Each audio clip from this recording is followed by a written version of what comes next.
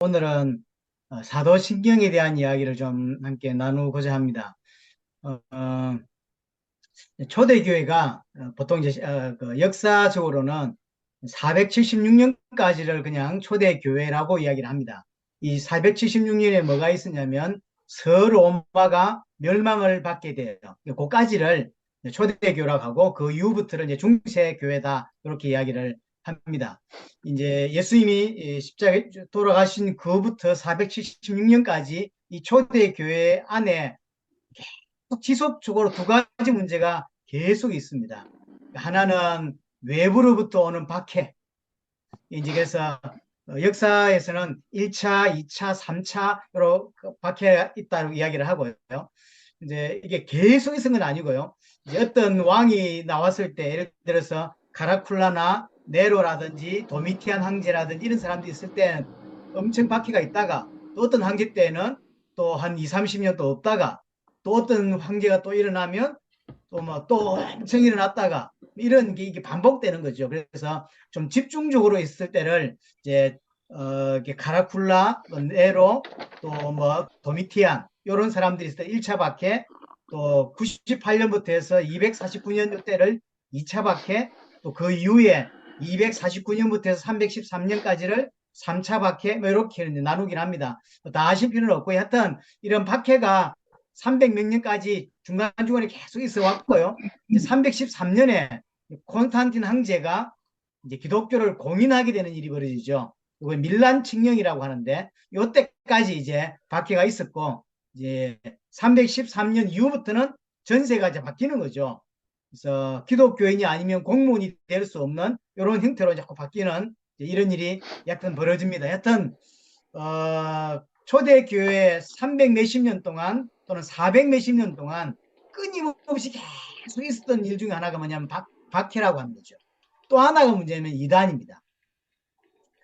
예수님 당시에도 있었고요. 예수님 이후에도 지속적으로 계속 있어 와서 교회를 계속 어렵게 했던 게 이제 이단이죠. 그 대표적인 이단이 영주주의입니다. 헬라 사상이 이제 쉽게 말하면 플라톤, 아르스토텔레스라고 하는 이런 플라톤 사상이 교회 그 사상하고 기가 막히게 접목되고 혼합되면서 나타난 게 영지주의예요. 그래서 기본적으로 이원론 사상을 가지고 있습니다. 이제 플라톤이 갖고 있는 이원론 있죠. 그것이 교회 안에 그대로 적용이 돼요. 그래서 예를 들어서 영은 선하고 육은 악하다라고 하는 개념이에요. 이것이 지금도 가끔씩 성도들이 어떤 말들을 들어보면 이게 기독교 사상이 아니라 이원론적인 사상 또는 영지주의적인 사상들이 교묘하게 섞여져 있다는 느낌을 가끔 받을 때가 있어요. 영적인 건 좋은 거고 육체적인 건 악하다 이런 느낌들, 그게 이제 이원론적인 것이고 영지주의적인 거예요. 예를 들면 그런 거죠. 어, 물질이 악한 거고 보이는 게 악한 건데 그 보이는 물질 세상을 여호와가 창조했대. 그럼 그 여호와가 모자란 덜 떨어진 신이라고 믿는 거예요. 왜냐하면 영은 선하고 물질은 악한 건데 그 악한 물질을 여호와가 만들었다고 하니까 그 여호와는 신 중에서 가장 저급한 신으로 보는 거죠. 제가 여러분에게 이런 신학적 이야기를 하고 싶은 건 아니고 여하튼 신이 에온이라는 게 있는데 에온이 그렇게 유출되고 유출돼서 여호와까지 왔다고 이렇게 믿는 거죠. 여하튼 이상한 사상들이 초대교회에 많이 있었고 성경에도 골로새서 2장에 보면 영지주의 사상이 좀 나오죠. 요한 1서 2장에도 보면 나옵니다. 그런 게 이제 기본적으로 영지주의 사상이 초대교회 안에 많이 만연돼 있었던 거죠. 그래서 이 사람들의 특징은 이상하죠. 이게 극과 극으로 나타나요. 영지주의 사상을 갖고 기독교 사상을 가지고 있는 사람들 중에서 한쪽은 극단적 금욕주의로 빠져요. 극단적. 왜냐하면 영만 구원을 받고 영만 선해요. 내가 지금 제가 영이 있고 육체가 있잖아요. 영만 선한 거예요. 육체는 악한 거죠. 어떻게 해야 될까요? 쳐서 복종시켜야 된다고 생각하는 거죠. 그래서 굉장히 육체를 뭐랄까요? 쳐서 복종시키는. 그래서 금식하고 금욕하고 뭐냐 이렇게 보이는 건 악한 거라니까요. 그래서 뭐 중세 교육 혹시 공부해 보시면 모르지만 한저 뭐 높은 다다리 같은 걸 만들었고 한 발로 30년 동안 살고 한 발로. 그게 중의색이 많이 나타납니다. 그래서 어떤 건 송곳을 가지고 일평생 허벅지를 찌르면서, 왜냐하면 육체가 고통받을수록 우리의 신앙은 좋아진다고 합니다. 그게 영지주의에서 나오는 사상이에요. 반대로 육체가 구원받는 게 아니다. 영만 구원받는다. 그래서 육체를 금욕하고 뭐 쳐서 복종시킬 필요가 없다. 그냥 육체는 육체다. 그러니까 뭐 어떻게 하겠죠? 타라고 가는 거죠. 방종으로 가는 거죠. 똑같은 영지주의인데 한쪽은 금욕 쪽으로 가고 한쪽은 금욕은 율법주의 쪽으로 가겠죠. 한쪽은 자유방임으로 가요. 그래서 막 타락합니다. 왜냐하면 타락하는 건 육체지 내 영이 아니라는 거죠. 영만 구원받으면 되기 때문에 막 오만 타락을 다 합니다. 예를 들어 술 많이 먹는 게 타락인지 잘 모르겠지만 술을 엄청 먹는다고 칩시다. 그 술은 육체가 먹는 거지 영이 먹는 게 아니야. 그래서 막 마음대로. 그래서 막 오만 타락을 다, 그게 타락이 아닌 거예요. 왜냐하면 영만 구원받으면 돼. 그런 식인 거죠. 한국 교회 안에도 보면 처음에 이상한 이단들 중에서 막 뭐 교회 안에서 이상한 이거 타락들이 있었거든. 그게 뭐냐면 그런 영향이에요. 그 육체는 아무리 타락해 본들 타락이 아니라는 거죠. 타락일 수가 없는 거죠. 그 영지주의 사상의 결과예요. 나중에 그 유다서에도 보면 우리가 복음 받은 것을 어떤 이렇게 라이센스로, 죄를 지을 수 있는 라이센스로 받은 것처럼, 그래서 막 타락하는 사람들을 막 비난하는 부분들이 그 유다서에도 나오잖아요. 그런 배경이 뭐냐면 그런 영지주의자들 때문인 거죠. 마음껏 타락하고 이런 게 이제 하나는 박해가 있고 하나는 이상한 사상이 교회 안에 계속 밀들어오면서 교회가 혼란을 이제 느끼게 되죠.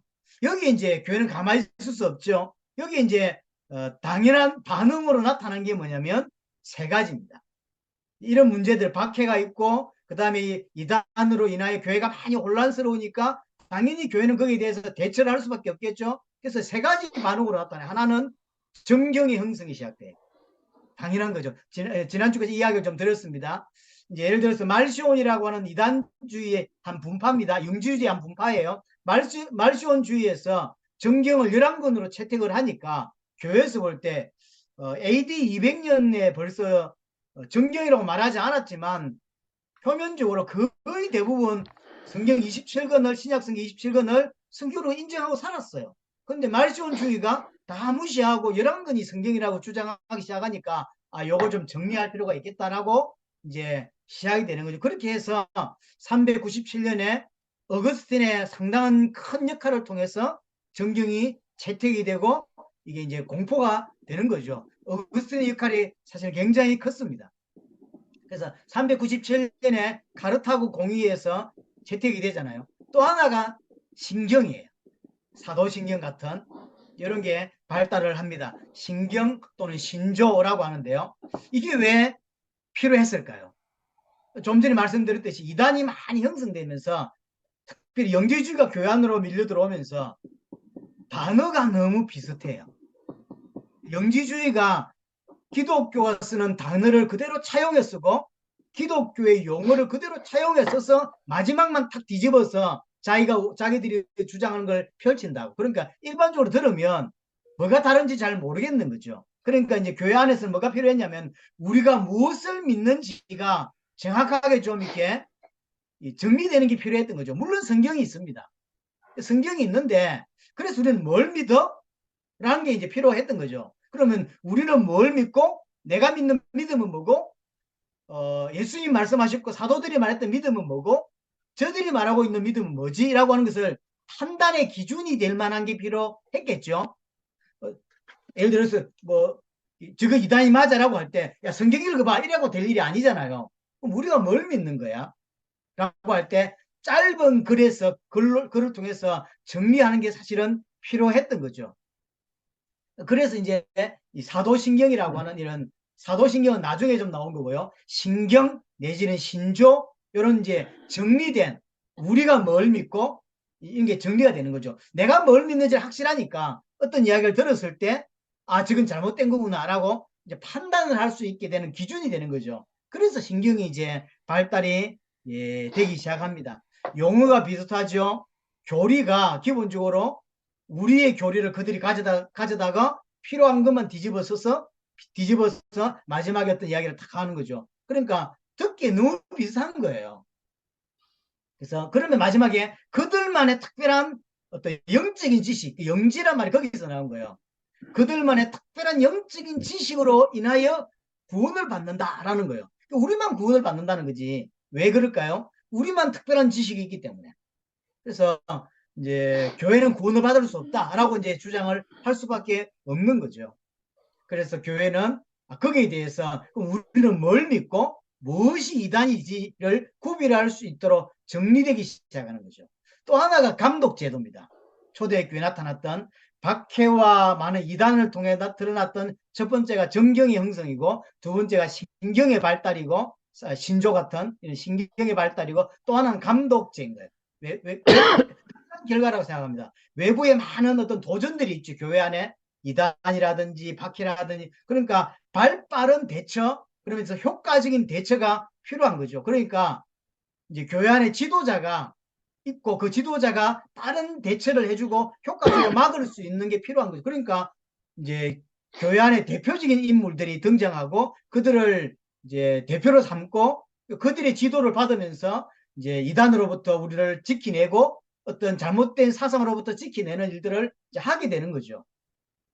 그런데 이것이 조금씩 그냥 하면 괜찮은데 이 감독 제도라는 것이 성경하고 연결시키고 싶어 하는 게 사람들의 생각인 거예요. 그래서 사도와 감독지가 연결시키기 시작해요. 이런 생각이 벌써 사실은 천주교적 생각이에요. 그냥 교회 여러 가지 문제로 인하여 감독이라든지 이런 것들 세우면 되는데 사도가 그대로 이어져 왔다. 그게 감독이다라고 믿는 거고 그들의 감독의 원조를 사도로 보는 거예요. 그래서 한때 한국도 왜 신사도주의 운동 이런 것들이 많이 있었잖아요. 중남미 가보니까 히트를 쳤어요. 신사도주의. 뭐 이런 내용은 제가 잘 모르겠는데 하여튼 그러면서 이제 점점 보시면 알지만 조금씩 천주교화 돼가는 느낌이 사실 줘요. 천주교. 그래서 나중에는 로마 감독과 다른 지역의 감독은 같을 수 없다라고 보는 거예요. 다른 감독. 그래서 그 로마 감독의 지위가 높아질 수밖에 없어요. 그래서 박을 쓰고 로마 감독이 되려고 하는 거예요. 그 로마 감독은 결국 나중에 교황이 되죠. 이렇게 연결돼요. 사실은 이 감독제는 우리가 처한 어려움을 대처하기엔 좋은 방법이었으나 방법으로 나왔으나 좋은 방법인지 모르겠습니다. 방법으로 나왔으나 시간이 지나면서 교황권으로 가는 길을 열어주는 형태가 돼버렸죠. 이제 초대교 후반부에 가면서 이렇게 교부란 단어도 제가 좀 싫어하거든요. 교부, 교회의 아버지란 이야기죠. 교부, 감독, 그리고 로마 감독, 이제 교황 이렇게 연결돼요, 사실은. 하여튼 초대교 여러 가지 어려움으로 인하여 등장했던 것이 세 가지였고요. 그 중에 이제 신경에 대한 이야기를 특별히 사도신경에 관한 이야기를 짧게 좀 여러분들과 나누고자 합니다. 이 사도신경이란 말은 크레도라고 하는 라틴어에서 나왔어요. 크레도. 이 뜻은 뭐냐면 저는 믿습니다. 나는 믿습니다. 라고 하는 의미예요. 그럼 사도신경은 어떤 의미냐면 사도가 믿었다. 라고 하는 이야기인 거죠. 그럼 사도가 뭘 믿었냐? 그게 사도신경이다. 라고 하는 이야기로 등장을 합니다. 어떤 학자들은 한국에도 유명한 학자들은 사실은 이제 AD 100년, 200년 사이에 나왔던 어떤 신앙 고백의 표현들이 좀 많이 있습니다. 제가 소개를 해드릴 건데요. 그건 어떤 신경을 보기 힘들다라고 이야기해. 사도신경 같은 걸 보기 힘들다. 왜 그러냐면 사도들이 있었을 때는 그게 필요 없었고 사도들이 제자들이 있었을 동안에 또한 필요 없었기 때문에 당시에 나왔던 것들은 어떤 사도신경으로 보기는 어렵다라고 이제 주장을 합니다. 하지만 그 당시에 사도들이 죽고 난 이후에 100년 때부터 어떤 신앙의 표현으로 이단들이 그때도 있었기 때문에 신앙의 표현으로 나온 등장한 것들이 좀 있습니다. 그래서 초기에는 대부분 뭐에 초점이 맞춰져 있냐면 예수 그리스도의 초점이 모든 게 맞춰져 있어요. 왜 그러냐면 초대교회 이제 신학적 싸움은 하나입니다. 지금 우리가 신학을 공부할 때는 무슨 기독론이다, 신론이다, 무슨 교회론이다, 성령론이다, 종말론이다 많은 것들이 나누어져 있지만 시간이 많이 지나면서 나누어졌지만 처음에는 그런 게 신학이라는 게 없잖아요. 예, 지금으로 말하면 기독론이 모든 거에 신학의 모든 거예요. 예수가 누구냐는 거죠. 근데 지금도 보면 결국은 이 문제입니다. 성령론은 이렇게 주장하고 저렇게 주장할 수도 있습니다. 그렇잖아요. 그 성령론 가지고 이단이 되거나 하지는 않습니다. 내하고 좀 안 맞다라고 하지. 근데 우리가 이단이다라고 할 때 어디에서 보고 이단이라냐면 예수를 누구라고 하냐 여기에서 이단이 돼요. 그렇죠? 교회론 이야기를 할 때 무슨 전투하는 교회다, 무슨 우주적인 교회다 이런 걸 그렇게 보면 안 돼. 그래서 이렇게 봐야 돼라고 할 때 이단이네 이렇게 말하지는 않습니다. 또 종말론적으로 전천년설이냐 후천년설이냐 무슨 뭐 이런 걸로 가지고 네가 이단이다 이렇게 말하지는 않거든요. 우리 한국 안에도 전천년설 주장하는 신학자도 많고 후천년설 주장하는 신학자도 많고 뭐 이런 많잖아요. 날 보고 누가 묻더라고요. 목사님 뭡니까? 난 모른다 그랬어. 난 모르겠다. 이것도 보고 저것도 배워봤는데 잘 모르겠다. 난 모른다. 그냥 죽고 그냥 가서 보면 되지. 이런 주장인데 왜냐면 잘 모르겠어. 단어가 너무 어려워요. 예, 얼마 전에 캐나다 사회 했을 때도 전천년설이냐 뭐 이런 누가 물었는데요. 잘 모른다고 했습니다. 그렇게 관심이 있는가 봐요. 하여튼 그런 주장은 이단이 되지는 않습니다. 아, 이 사람이 좀 종말을 저렇게 보는구나. 이렇게 정도지. 하지만 핵심은 결국은 예수 그리스도예요. 예수가 누구냐는 거죠. 예수가 하나님이냐 아니면 인간인데 하나님으로 입적됐냐 요 싸움. 초대교회에도 이 싸움이 컸습니다. 그래서 가현설이라는 게 있습니다. 가현설, 도케티즘이라고 하는데 이게 뭐냐면 그렇게 보인다라는 거예요. 그렇게 보인다. 그러니까 예수님이라는 분이 실제로는 없었는데 이제 그렇게 보인 거예요. 하나님처럼. 하나님처럼 보였을 뿐이지 실제로 육신을 가진 분이 아니시다라고 하는 거죠. 그렇지 않잖아요. 이런 문제들. 그래서 초대교회 초반부에 예수님 이제 돌아가신 이후에 사도들이 다 죽고 난 이후에 대부분의 어떤 신앙 고백들을 보면 전부 다 예수 그리스도가 누구냐에가 초점이 맞춰져 있습니다. 그런 이제 예수님이 성육신 하신 부분에 대해서 이제 가현설주의자들은 부정하거든요. 예수님은 육신으로 올 수 없다. 또 영주주의자들도 예수님이 육신을 입었다는 것에 대해서 굉장히 부정합니다. 왜냐하면 육신은 더러운 거고 죄악인데 어떻게 하나님이 육신을 입고 오실 수 있냐는 거죠. 그 말이 안 된다는 거죠. 우리는 그렇게 믿지 않죠. 예수님이 완전한 하나님이면서 완전한 인간이다라고 믿죠. 우리가 믿는 건 신앙은 그렇습니다. 하지만 영지주의자들은 그렇게 믿지 않습니다. 예수님이 진짜 하나님이든지 그래서 가연설로 사람의 모습으로 보일 뿐이지 실제로 사람의 모습으로 온 건 아니다 라고 주장하든지 아니면 인간이었는데 하나님의 그 아들로 입양됐다는 거죠. 양자론이라고 합니다. 그걸 입양됐다고 믿는 거죠. 언제 입양됐냐? 세리요한에 세례받을 때. 그 전까지는 그냥 인간이었어요. 마리아에게 태어난 그냥 인간이었는데 원죄가 있는 인간이었다가 세례받고 하나님이 너 내 아들 해. 네가 그리스도 해. 이래가지고 그리스도가 됐다는 거예요. 어떻게 생각합니까? 우리는 그걸 인정하지 않습니다. 그런 양자론들. 하여튼 이런 것들이 초대에게 많이 만연했습니다. 만연했기 때문에 그걸 이제 반대로 예수님이 누구냐에 대한 설명을 정확하게 하기 위해서 초대의 대부분은 이런 부분이 많았습니다. 자, 107년도에 있던 신앙 고백을 하나 보여드릴게요.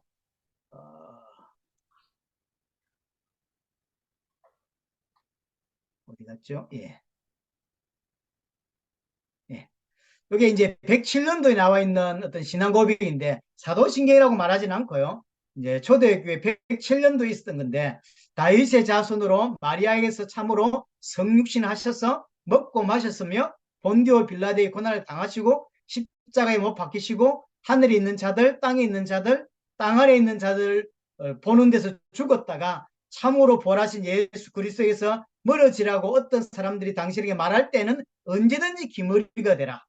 마지막이 좀 애매한데 그런 이유가 있는 거죠. 이런 앞에 부분을 부인하는 자들이 어떤 이야기를 할 때 길을 닫으라는 거죠. 기머리가 그대라. 이런 신앙 고백들이 있었던 거죠. 그 뒤에 보면 이제 150년도경에 이집트에서 기술됐다고 보는 사도의 서신이라고 하는 제목을 갖고 있는 고백이 있습니다. 이 속사도 시대죠. 우주의 통치자 성부 하나님 그리고 우리의 구세주 예수 그리스도, 보혜사 성령, 거룩한 공의를 믿고 그리고 제 용서를 믿습니다. 라고 하는 이런 고백들. 아주 담백한 예수 그리스도가 중심이 되어 있는 이런 고백들. 이게 150년도에 나와 있는 이런 고백이 나와 있다고 하는 건 이런 거 외에도 여러 가지 비슷한 고백들이 있다고 알 수 있습니다. 하지만 지금 우리가 가지고 있는 건 이 정도인 거죠. 180년경에 서머나 장로들의 신앙 고백입니다. 우리는 또한 진실로 한 분 하나님을 알고 그가 고통을 받으시고 죽으셨으며 3일 만에 부활하셔서 하나님 우편에 앉아 계시다가 산자와 죽은 자를 심판하러 오실 예수 그리스도를 안다. 그리고 우리는 이것이 우리에게 전해졌음을 공언한다. 라고 하는 서머나 장로들의 고백입니다. 이렇게 이제 예수 그리스도가 중심이 되어 있고 이렇게 저렇게 살이 붙어 있는 모습이지요.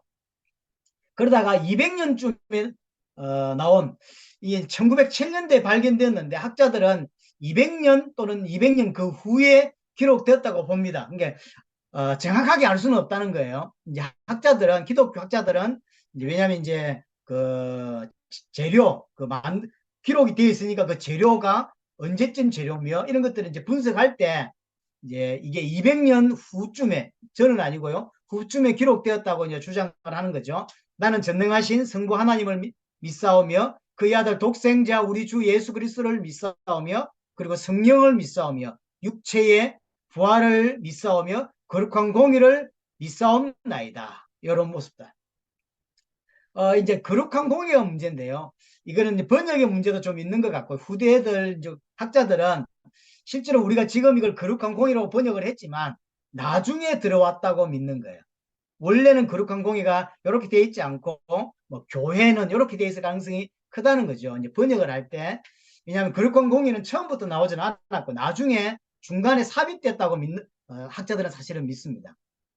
중간에 가다가 여하튼 이제 초반기에 이제 대부분의 이제 신앙 고백들은 이렇습니다. 그러다가 이제 200년쯤 150년에서 200년 사이에는 이것이 단순한 어떤 고백이 아니라 우리가 믿는 교리의 표준으로 삼기 시작하고요.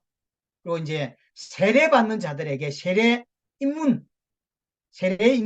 입문하는 세례를 받는 사람들에게 질문하고 대답하는 용도로 이제 교회 안에 뿌리를 내리게 되어집니다. 그래서 사도신경이 왜 만들어졌고 어떻게 진행되었냐라고 할 때 중요한 그 내용 중 하나가 이제 처음으로 예수를 믿고 세례를 받는 사람들을 교육하는 목적으로 만들어졌다는 것이 하나의 내용이죠.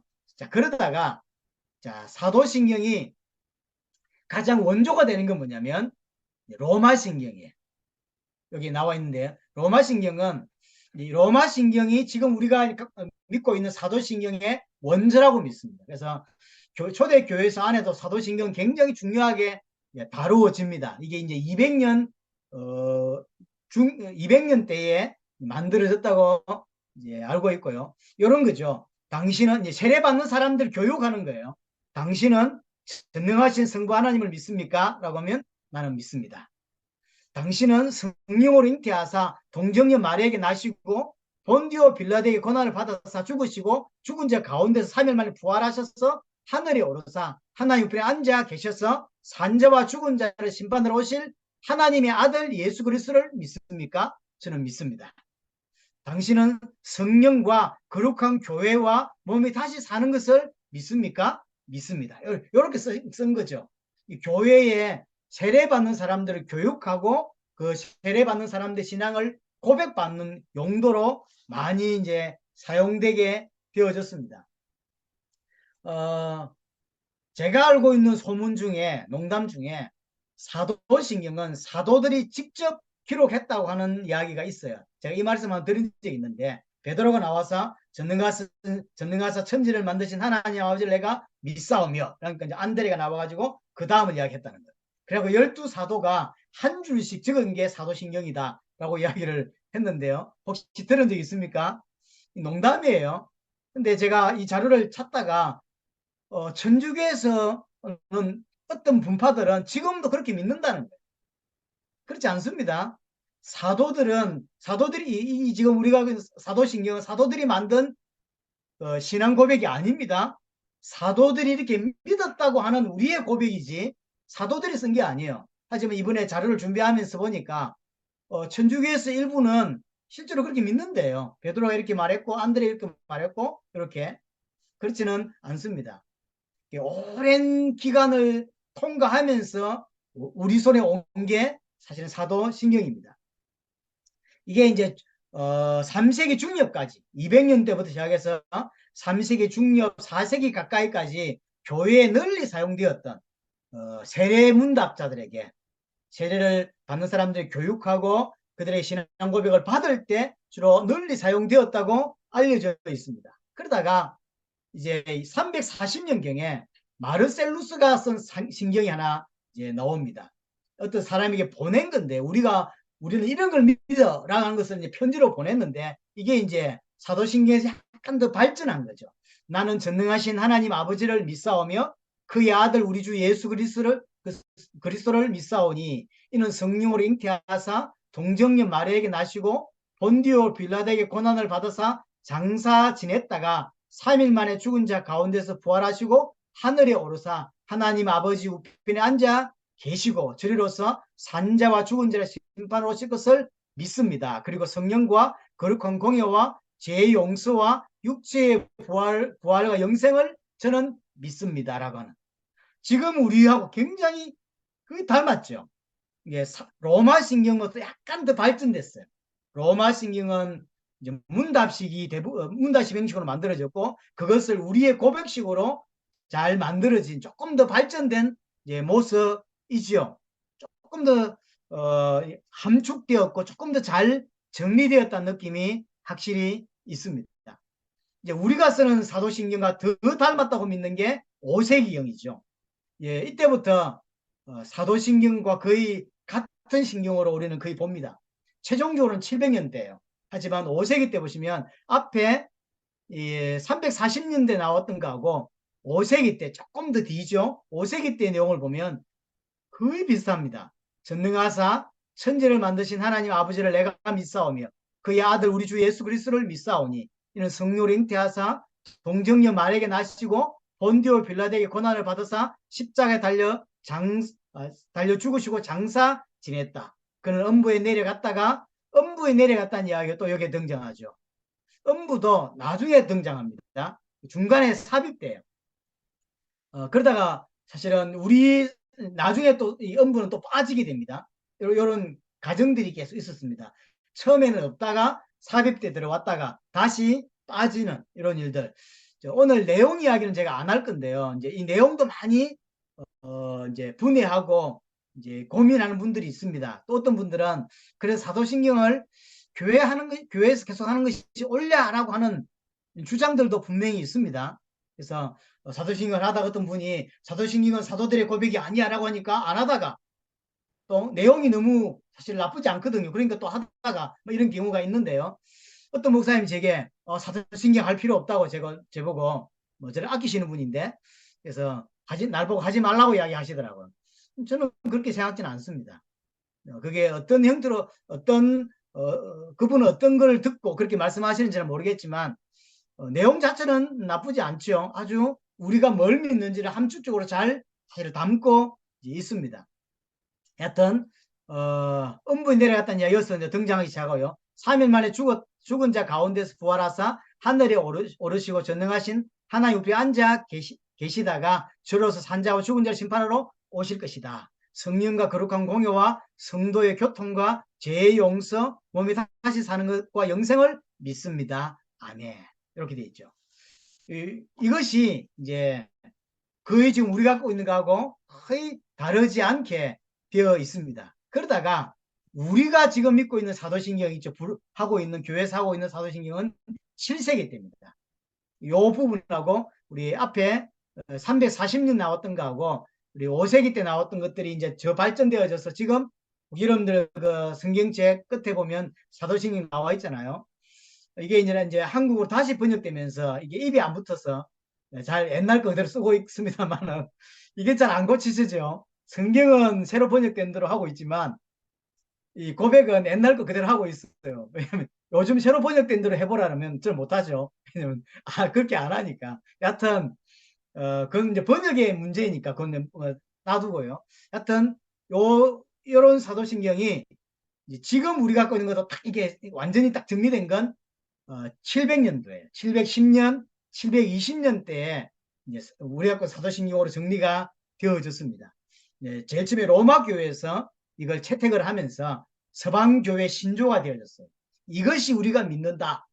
이것이 구원받는 자가 믿는 거다라고 하는 것을 받아들이면서 전 세계가 이때는 사실 중세로 들어간 때입니다. 전 세계 교회는 그대로 이걸 이제 받아들이게 되어졌고요. 교회의 신앙 또 이단을 판단하는 중요한 기준이 여기에 되어지죠.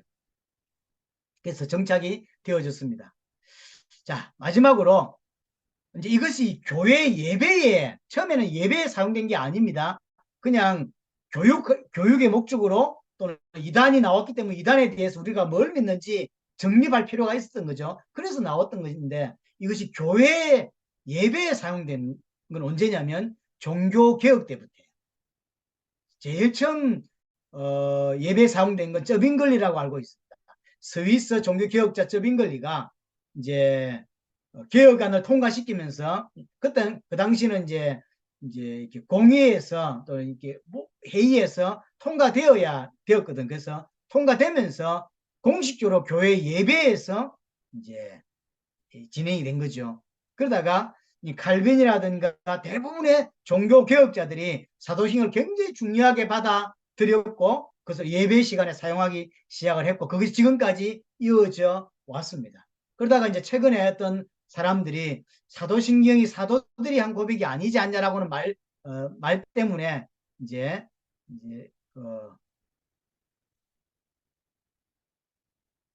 반대하기도 하고 뭐 이렇게 하기도 사실은 합니다. 여하튼 우리가 지금 믿고 있는 우리 고백하는 사도신경은 3세기 후반부터 시작해서 정리되기 시작하고 그 원조는 로마 신경이라고 하는 거. 그러다가 700년도에 완전히 이게 우리가 지금 우리 고백하고 있는 신경을 그대로 갖고 있습니다. 700년대 고백이 지금은 고백이 내려왔고 이것이 교회 예배 시간에 사용된 것은 종교개혁자들에 의해서 사용이 되어졌고 처음 시작한 사람은 쩌빙글리라고 하는 사실 그리고 칼빈이나 나머지 종교개혁자들이 전부 다 교회 안에 예배 때 사용하기 시작했고 중요한 신앙 고백으로 사용하기 시작했습니다. 그래서 이것이 어떤 모범이 되어지고 기준이 되어져서 이단과 구별하는 이걸 믿는 자는 구원받은 자가 맞으라고 하는 구별하는 것으로 사용되어지기 시작했고요. 특별히 이제 칼빈 같은 케이스는 성만찬 때 예배 말고 따로 성만찬을 할 경우에 성만찬 때 반드시 이 사도신경을 하고 고백하고 성만찬을 진행했다는 기록들이 있습니다.